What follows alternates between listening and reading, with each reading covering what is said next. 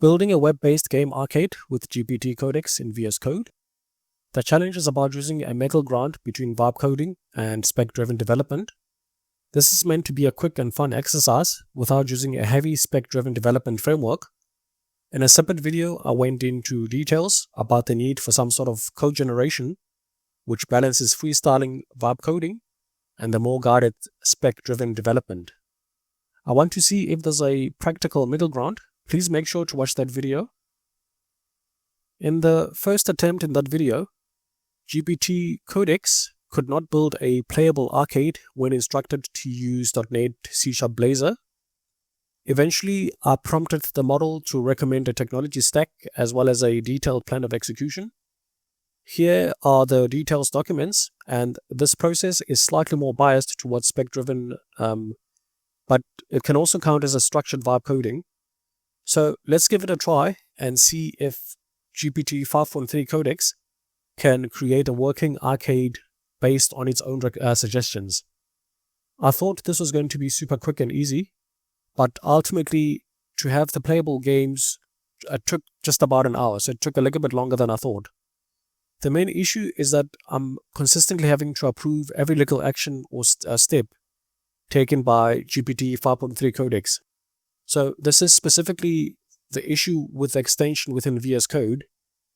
When I try and look for the solution using ChatGPT to just research, apparently this is just a common issue that other developers are also having the same challenge. So I didn't want to spend any more time researching the internet. I just soldiered on, continued with this annoying thing of having to click and approve every 3 seconds. Eventually, just under an hour, the arcade is completed. And if we look at the home screen, it is a little bit underwhelming. It's not as cool as the version that was created using Claude Sonnet, using GitHub Copilot. So when we actually do get to actually playing Tetris, the actual gameplay is very smooth. There's a lot less jittering and stuttering. But now when you hold down, when you press the down button, which is meant to move the shapes a little bit quicker, the speed doesn't change. Instead, to make these blocks go quicker, you must continuously tap the down button. Meaning the AI agent missed an important feature of how Tetris is actually played. Another small detail, the upcoming or the next block or shape is not being displayed on the graphics. Then yet another issue when it comes to graphics and presentation, the scoreboard and the supporting graphics could have been a little bit more alive, energetic, and a little bit more arcadey. The entire screen should have been used, and this whole setup now feels more like a website instead of just a proper, alive, vibey game. So when we move on to Space Invaders, the gameplay is just about okay, and when I try and play Pac-Man, this is now just a complete fail. It's actually an insult to what Pac-Man is about. I'm not sure if there's a good reason why this model couldn't recreate Pac-Man. It's gone and created a completely different game, and this is just not Pac-Man. So, just my thoughts on this entire challenge. Once again, the main objective was to find some methodology which balances vibe coding and spec-driven development. Now, in this hands-on practical exercise, the specific model used is GPT 5.3 Codex, and it's just worth keeping in mind to not confuse my high-level goal and the current shortcomings of this Codex model.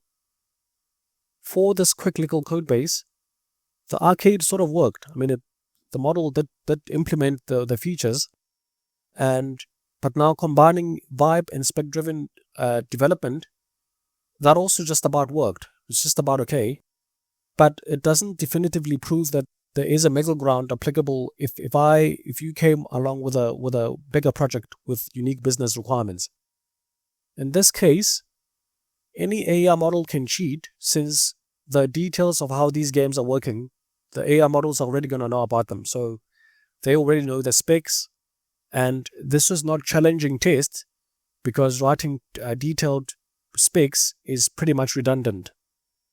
If you were to throw a spanner in the works, when the AI coding tool is not able to execute the specs or instructions very, very, very quickly, So this is where maybe confusing my high-level goal and maybe Codex not being able to carry out just the basic execution.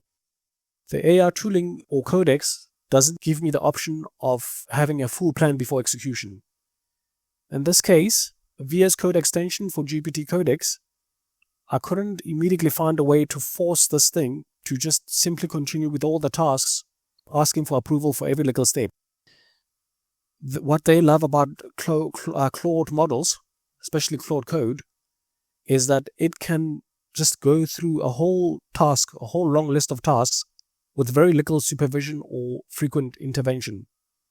So now this leaves me wondering, specifically this Codex 5.3, how long is it going to take on a much larger front-end project with new requirements that it hasn't seen before?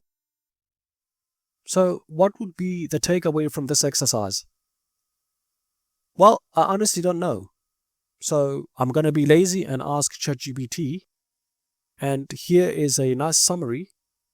Basically, Claude Code at the moment does have this planning feature which might feed the need for a much more structured vibe coding.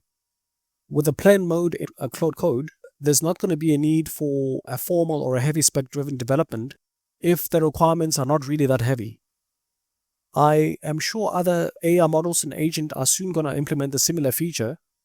So maybe the middle ground is first checking with the AI agent if it can suggest a technology stack, then also explicitly instruct the model to create an editable plan before any execution.